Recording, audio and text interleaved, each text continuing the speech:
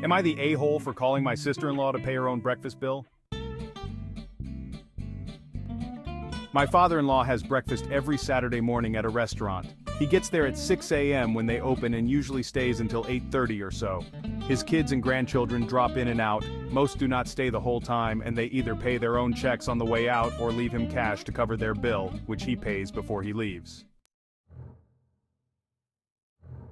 Last Saturday, I went late and crossed him leaving. My wife and daughters waited for me. I ordered, and they chatted while I ate. They headed home while I went to the counter to pay the check. It was $171.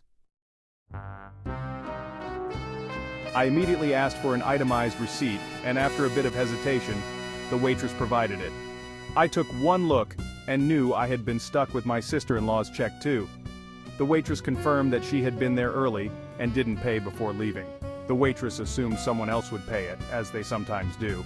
I requested that she separate the checks. My family of 4 was $60. Sister-in-law's family of 3 was $111. The manager came over to discuss the situation and said I could pay. My sister-in-law could come within 30 minutes and pay, or he would call the police. I called sister-in-law and she said she was out of town and asked me to pay it and she'd pay me later. I told her she could use Venmo or cash to pay me right away and I'd pay it. She asked the total and I told her. She then asked what her share was and I told her that was her total as we had separate checks. She didn't understand how breakfast for 3 could be $111. I read the ticket. Coffee, orange juice, milk and Coke for everyone.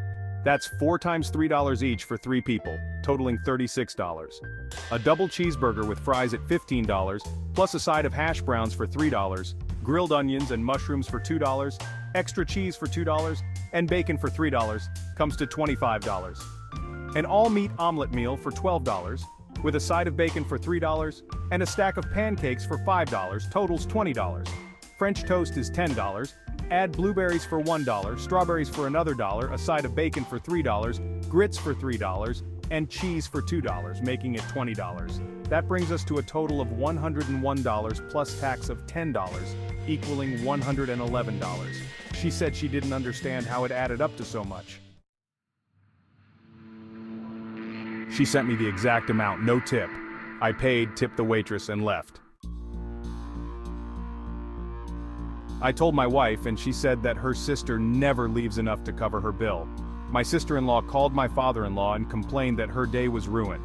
They were planning to go to the opening weekend of the water park and buy season passes, but couldn't afford it after paying for breakfast.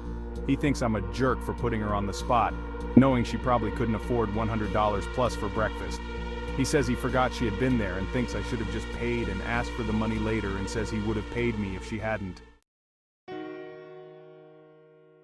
So, am I the a-hole for asking a 30-something-year-old woman to pay for her own forgotten breakfast check and insisting that she paid me right away because she has a history of not repaying debts?